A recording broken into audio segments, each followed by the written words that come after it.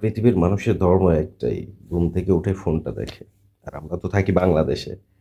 ফোনটা যখনই খুলছি, ফেসবুকে যখনই গেছি, তখনই দেখি যে এন্টারটেনমেন্ট।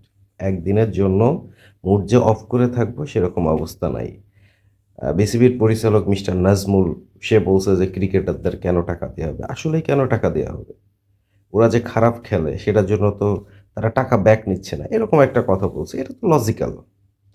আর তার এই কথার প্রতিবাদে দেখলাম যে মিঠুন না কে, এর জীবনে কোনোদিন নামই শুনি নাই, হয়তোবা শুনছি দেখিয়ে নাই। তারা বয়কট করছে। ভাই বয়কট না, তোরা পুরা ক্রিকেট খেলাই বাদ দে, তোদের এই অত্যাচার বাংলাদেশের মানুষ আর নিতে পারতেছে না।